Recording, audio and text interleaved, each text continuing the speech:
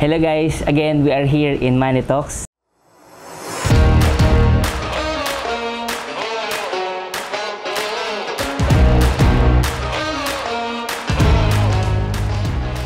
Sir, sa dami ng mga pinagdaanan mo, mga rough seasons, up and down, and crucial stage na para bang pwede kang tumuloy o hindi, at naging successful ka sa posisyon mo ngayon.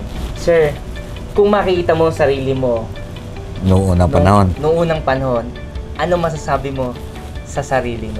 Siguro, mas maaga mong gawin yan.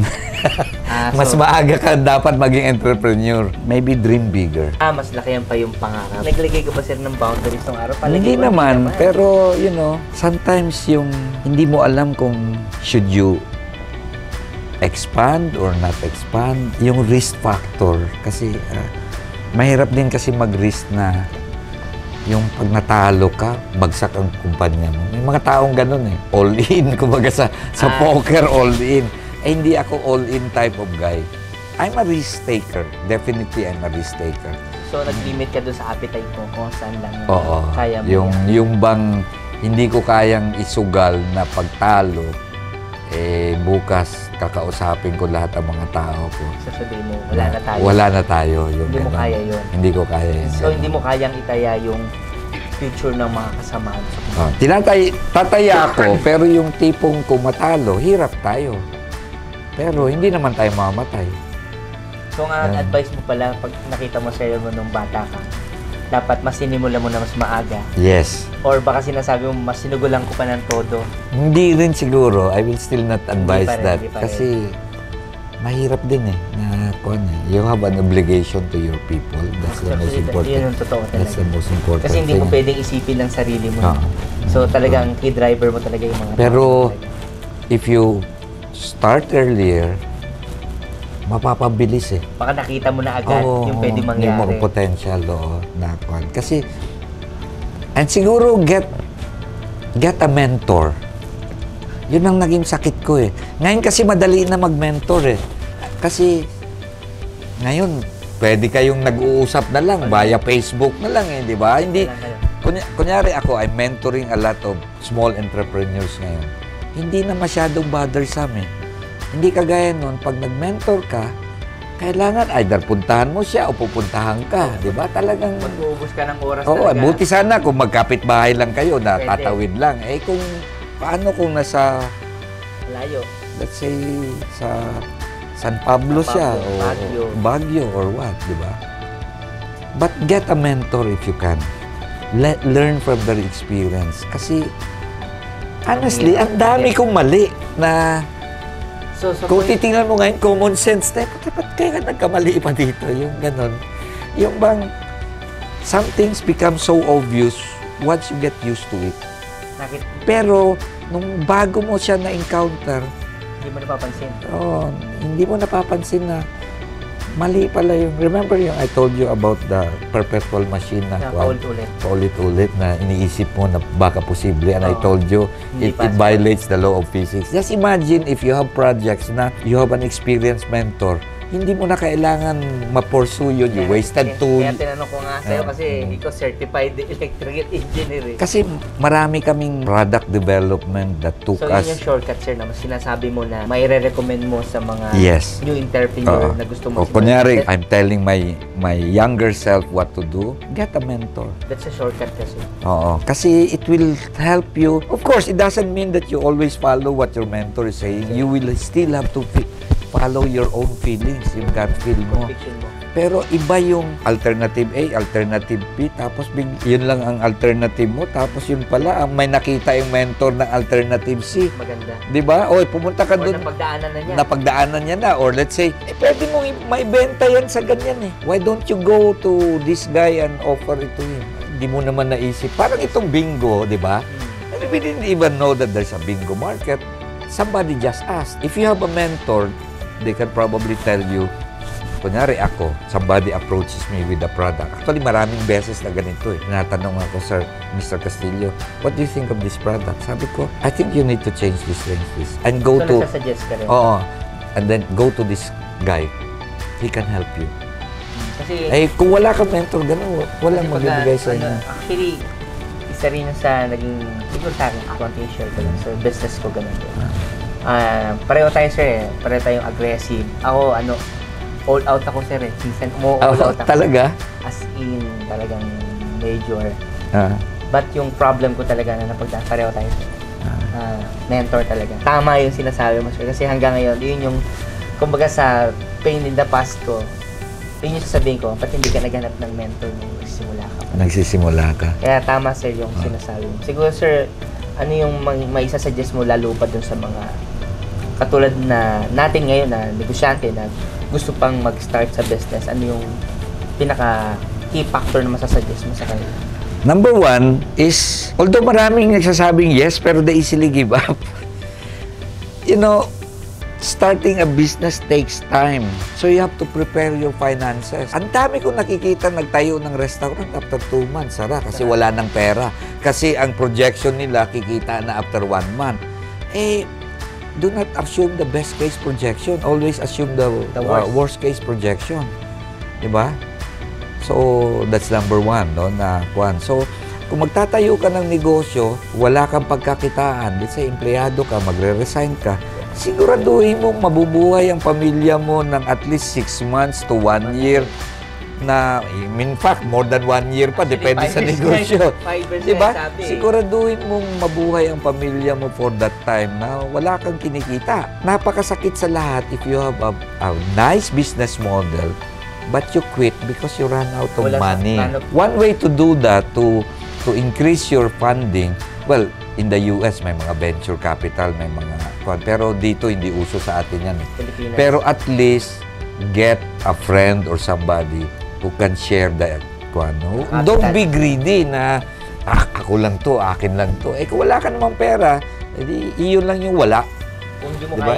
Magandang idea mo, kahit anong ganda ng idea mo, pero na-forget mong pag-aralan yung finances mo, to sustain the operation, yun din magiging downfall.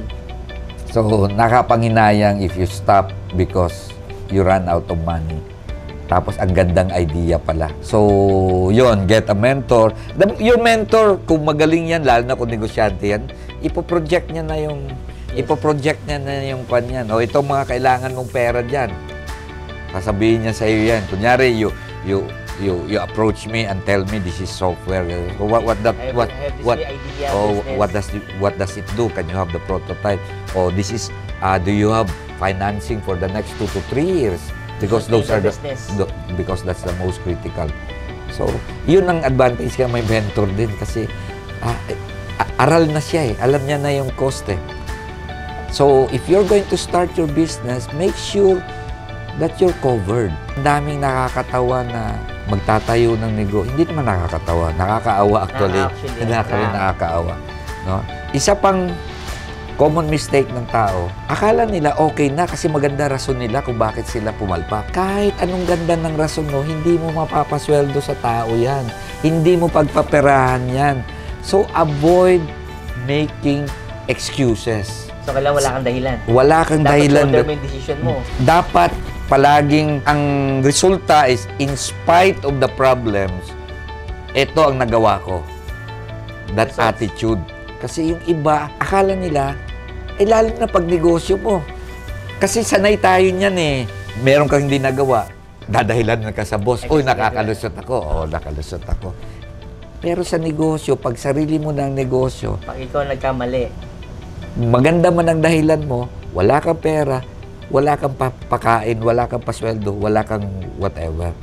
So, avoid yung practice mo na ang galing mo magdahilan.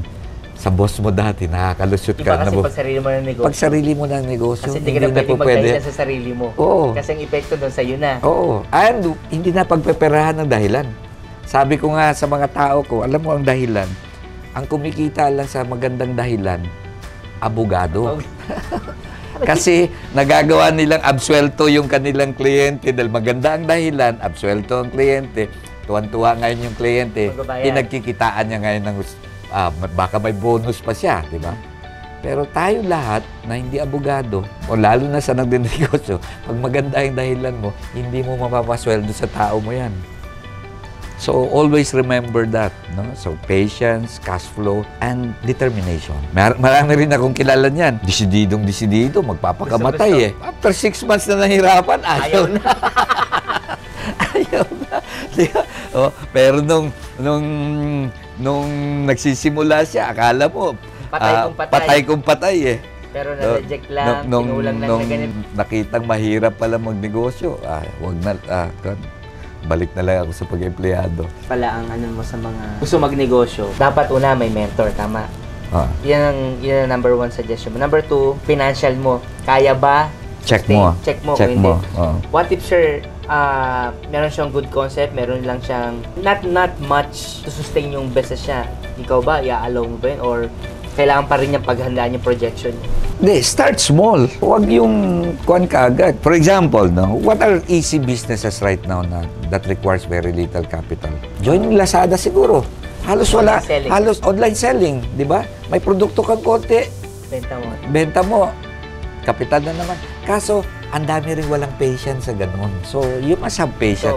Always remember, pag maliit ang kapital, maliit din ang kita. Imposible yung maliit.